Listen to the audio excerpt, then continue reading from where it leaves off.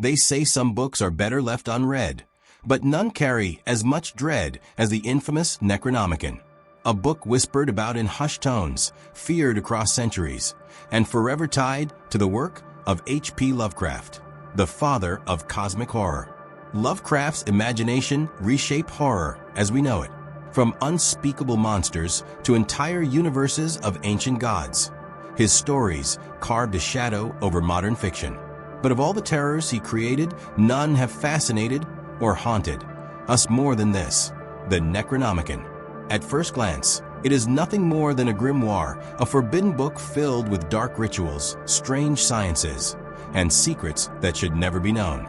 Yet for decades, many have wondered, was Lovecraft truly the author of this nightmare? Or did he simply give a voice to something far older, something that already lurked in the shadows of history? The Necronomicon, Lovecraft claimed, was penned by a man named Abdul Alhazred, whom he chillingly described as a mad Arab. This name first surfaced in his story The Nameless City, years before it was tied to the dreaded book. When asked where the inspiration came from, Lovecraft gave a disturbingly simple answer. It came to him in a dream. But anyone familiar with Lovecraft's nightmares knows his dreams were not ordinary. They were feverish landscapes of madness, filled with things no sane mind should conjure. Even its very title is unsettling. Lovecraft explained that Necronomicon roughly translated from Greek to mean an image of a law of the dead. Later interpretations twisted this into the Book of the Dead, the Book of Dead Names, or even the Laws of the Dead. Whatever the exact wording, the meaning was always clear. This was a text concerned with death, the afterlife, and powers that mortals were never meant to touch. In 1927, Lovecraft wrote the history of the Necronomicon, a short account that wouldn't be published until after his death. It revealed that the book was originally titled Al-Azif in Arabic. The phrase Al-Azif, he explained, referred to the eerie, nocturnal sound of insects, which superstitious folk believed to be the howling of demons. Alhazred himself was said to be born in Yemen, but it was during his travels through Egypt and the ruins of Babylon that he first encountered forbidden knowledge. Among the crumbling stones, he discovered something he would later call the Nameless City, a place of buried horrors that shattered his sanity.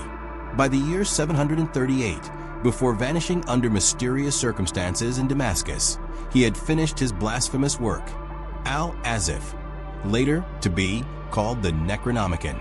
For centuries, the book spread in whispers. Around the year 950, a Greek scholar named Theodorus Philidas translated it, giving it the name we now know, Necronomicon. The translation was said to drive readers to madness, inspiring crimes so heinous they could not be spoken aloud. In 1058, horrified by its influence, the authorities of Constantinople ordered the book burned. But you cannot so easily erase a nightmare.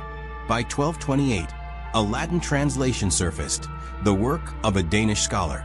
The Pope himself banned it, yet copies slipped through the cracks of history, appearing in hidden collections and secret libraries across Europe all the way to the 1600s. Lovecraft wrote that only 5 true copies remain, one in the British Museum of London, one in France's Bibliothèque Nationale, one in Harvard's Widener Library, one in the University of Buenos Aires, and the last in the fictional Miskatonic University of Arkham, his invented New England town where the boundaries of reality and nightmare blur. And here we arrive at the question that has plagued countless readers. What horrors does this book actually contain? Its pages are filled with strange symbols, secret histories, and rituals to summon powers that should never be named. In The Thing on the Doorstep, Lovecraft wrote of a formula within the book that could transfer one's consciousness into another body. In The Dunwich Horror, it holds a chant capable of calling forth the cosmic entity Yog-Sothoth. But that is only the beginning. Hidden chapters describe how to raise the dead, to communicate with things beyond the veil of human understanding, and even to bring forth creatures from Lovecraft's terrifying pantheon, Cthulhu, Nyarlathotep, and worse. In short, the Necronomicon is not merely a book, it is an encyclopedia of the forbidden, a history of Earth when it was ruled not by humans, but by unimaginable beings who now wait dormant for the day they might rise again. And yet, Lovecraft himself gave us only fragments, never a full description. We know it was bound in leather, sometimes chained with metal, and often disguised under false titles, so no unsuspecting reader would realize the horror they held in their hands. Perhaps the most chilling thought of all is that one might stumble across it unknowingly, reading its cursed words before realizing too late what they've unleashed. Though Lovecraft insisted the Necronomicon was nothing but fiction, the obsession it inspired in the real world was unlike anything he could have imagined.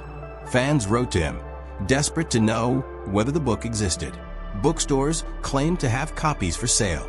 Libraries forged catalog entries.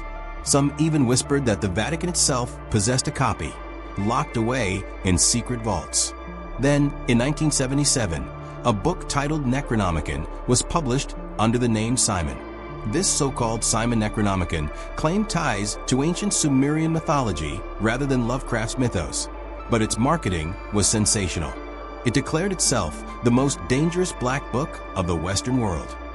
By 2006, it had sold over 800,000 copies, blurring the line between fiction and reality for yet another generation of readers.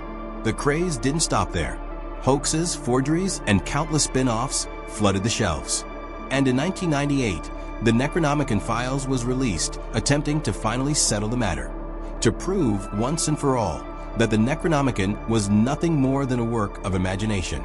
But still, the whispers continue. Perhaps the true power of the Necronomicon lies not in whether it is real, but in the fear it inspires. The mystery, the temptation, the idea that knowledge so dark, so corrupting, could exist within the pages of a single book. It is the perfect embodiment of Lovecraft's greatest theme, that the universe is vast, uncaring, and filled with truths we were never meant to uncover. And so, the Necronomicon endures, as myth, as legend, as nightmare. Some will forever believe it exists, hidden away in forbidden archives, waiting for the wrong hands to open it. But remember this, stories have power, and sometimes, even a fictional book can cast a very real shadow. Tell me, would you dare to open the Necronomicon, knowing it might drive you to madness?